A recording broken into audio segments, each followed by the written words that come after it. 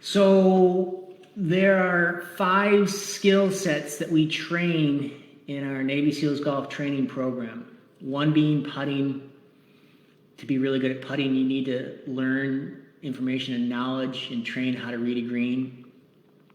Once you've read the green, you've got to learn how to hit your line over and over, consistently hit that blade of grass and roll across that line. And then obviously you need to hit it on the right speed, distance control. Then there's finesse wedges.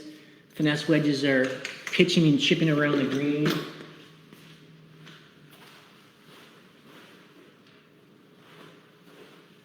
Finesse wedges, pitching and chipping. So the chipping motion is, we don't let the club head pass our hands. We just chip it, chipping motion. And then there's a pitching motion where the club head will pass the hands, pass the hands, pass the hands. So there's a different sequence in how to train the hands. You have to educate your hands of, how to move your hands. Because the hands can either cock and uncock. They can turn and roll, they can bend and arch, and that's all covered in our educated hands training. Then there's the Greenside Bunker, where the club head is definitely going to pass the hands and just slide under the sand and pop the ball up in the air. That's a different sequence. Then there's the distance wedge sequence, where we're getting to a certain position, whether it's 7:30 or 9 o'clock, and we're having a different sequence down. But most importantly, to be really good at distance wedges, you want to keep those hands driving forward and don't let the club head pass the hands. You want to keep the hands in front, and so the swing would get more like that, where the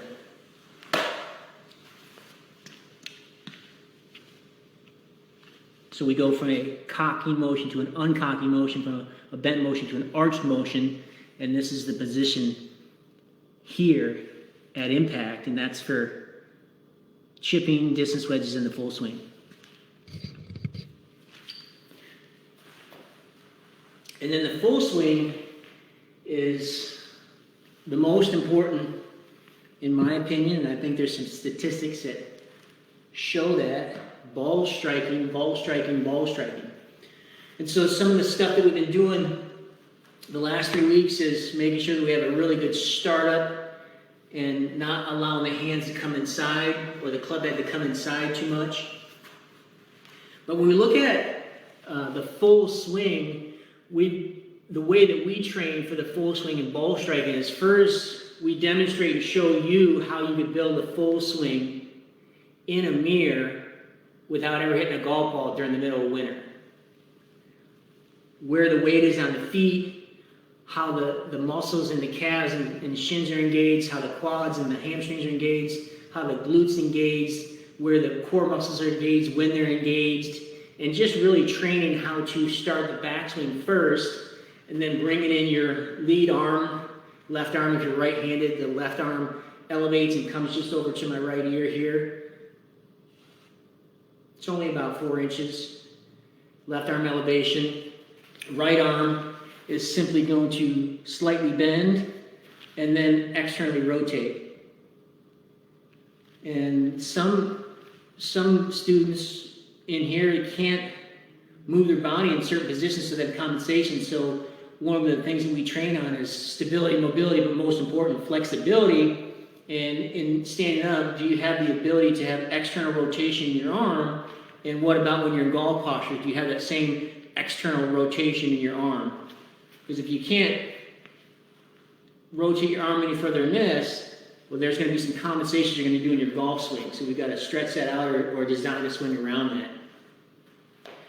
So ball striking, we did best full swing part 1, 2, and 3. And in 3 weeks, you can build a brand new motor pattern just with a few minutes a day, working on the right positions as far as starting back, bringing in your left arm, elevating your left arm, finishing the pivot and the shoulder turn, and now you have a perfect backswing.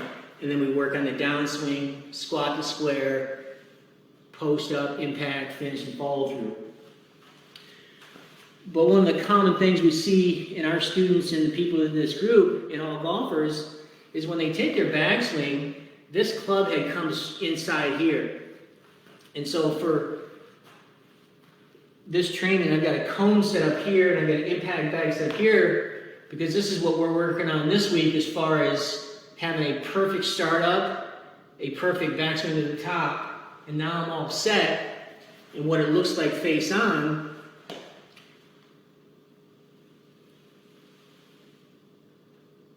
I've got all this depth, so I can just take my hands with all this depth back here and just drive it out towards right field or on an angle set up with this impact bag. And so the drills that we're doing here, so I don't come inside this cone, I have this cone set up right here so I don't hit the cone. That won't allow me to come too far inside. I simply just, once I start my shoulder turn or start my pivot here, all I'm going to do is hinge or cock my left wrist. So from here, the hinge motion brings it right up there, and it doesn't allow it to come too far inside. So the drill you can put is a club right against your belly button, turn your pivot, your shoulder, and your power package, cock your left wrist, and finish your shoulder turn.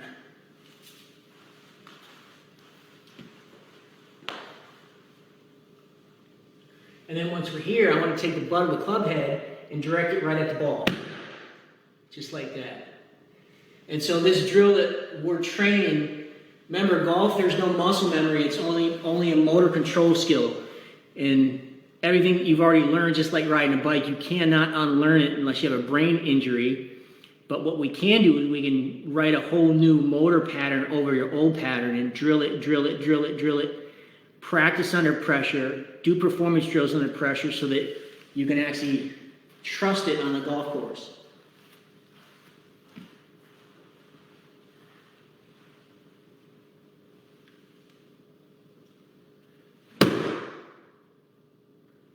And so you can set up station like this, work on your backswing to the top, work on the start down, work on impact, and then your release pattern with your hands. The release pattern with your hands, I could come right here, but this is still on an angled hinge, and so that face is open, so it's going to start out to the right, and it's going to go more right. And so what we want to do is we want to take this angled hinge, this angled hand, and get it to either horizontal or over-roll it. And we over-roll it for training purposes to get quicker feedback. So if your release pattern is a result of where your ball starts, so if your ball is so used to starting left, well, your release pattern is, let me get my hand this way so the club face is open. That way it fades or slices back towards the fairway. And so the release pattern is a result of your hand path or your starting line, where you're starting it. And what I'm training is to make sure that my hand path and my start line all starts out to the right.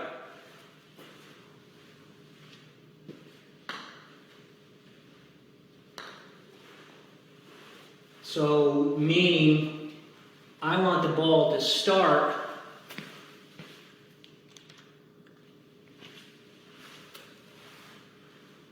every single time. I want the ball to start out to the right, that way, and then draw back towards the flag. That's my stock shot that I'm training and continue to train. And so, back to the top, hold this pattern, 1001, 1002, 1003. And as you can see, my head's not touching this. Old pattern would be to tumble my shoulders forward, my head's over here, versus the new pattern, which is here, head stays behind the ball, just like that. This is a good training aid to help do that.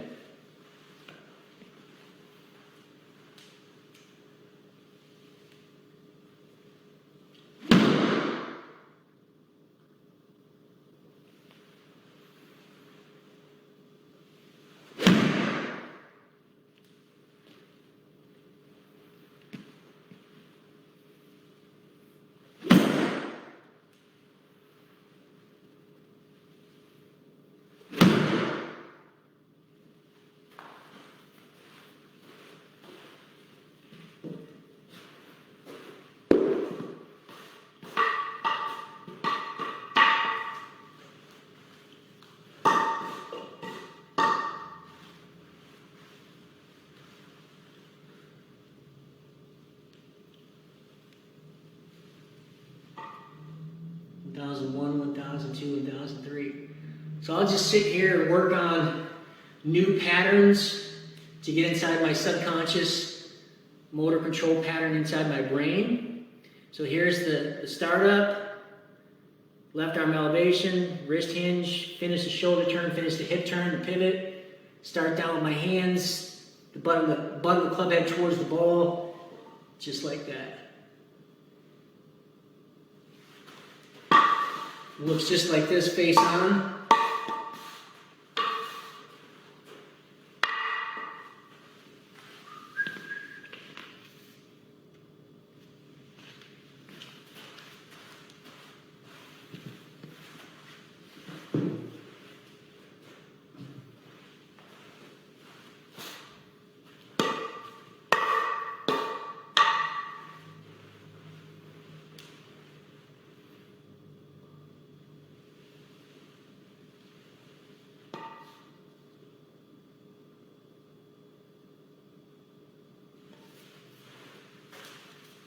So that's what we're training on this week, making sure we have a really great, reliable, consistent takeaway startup.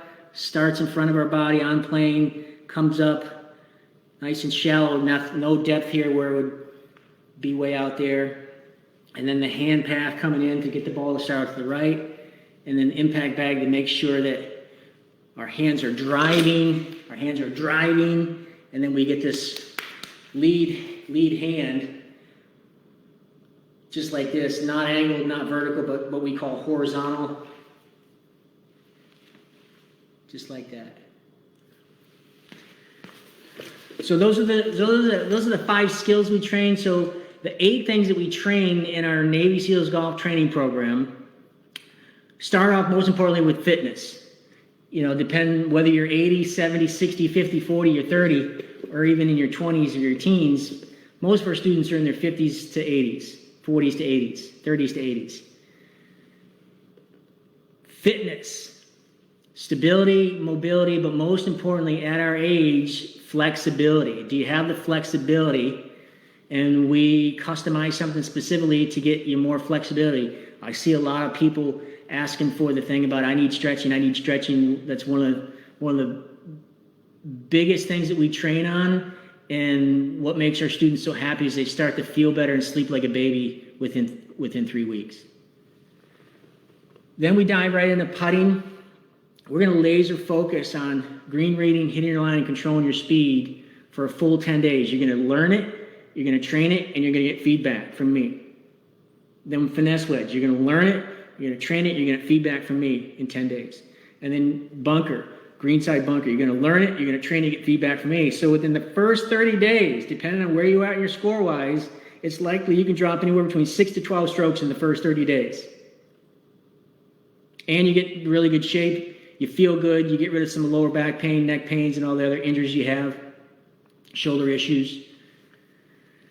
Then, what we just talked about earlier in this training is the Best Full Swing series, part 1, 2, and 3. You're going to train it for 7 days in a mirror, over and over and over, and then I'm going to review it, make sure you're doing it right, and then you go on to the next piece, do it for 7 days, train it, drill it, make sure you're doing it right with me, and then part 3, you do the same thing, you drill it, you train it, and so within 21 days, now you've got a really good motor control pattern in your brain, and this is all done in the very first month.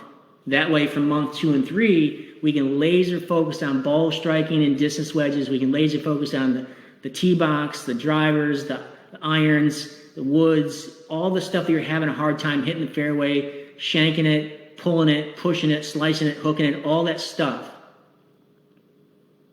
And then we work on mindset and confidence and core strategy, diet, exercise, meditation. Just totally in 12 weeks, 3 months, you can go from a whole shitstorm of bad scores and issues with your body and completely transform your life and your golf game. So my challenge with 10 days left of the year is we're taking on 8 students this week. 8 students that want to drop 8 strokes or 10 strokes or 20 strokes.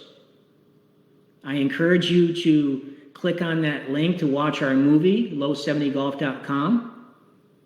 You see some stories, some really inspiring stories of our students that have just crushed it, have gone from 120 to 89, have gone from 100 to 85, have gone from 88 to 68, from 94 to 73. And here it is. This is specifically for all you in this group that are in the northern states, Detroit, Chicago, Buffalo, Boston, New York, New Jersey, Indiana, Illinois. You can't play golf right now, but what you could do is train. And at the beginning of this year, you said, "Oh man, I'm gonna shoot in the 70s. I'm gonna drop some strokes," and here you are shooting 85s and 86s again, or 94s. My challenge to you is step up and play the game the way it's supposed to be played. 72 strokes. You can shoot 72 strokes in a round of golf. All you need is support, a blueprint, structured training, mentorship, coaching, training, accountability training. The blueprint's here. All you need is desire. So I challenge anybody that's listening to this today to schedule a call today. We're only taking 2 students today and 8 this week. We've got enough on our calendar to help you out, work together one-on-one. Merry Christmas, Happy New Year. I'll see you guys soon.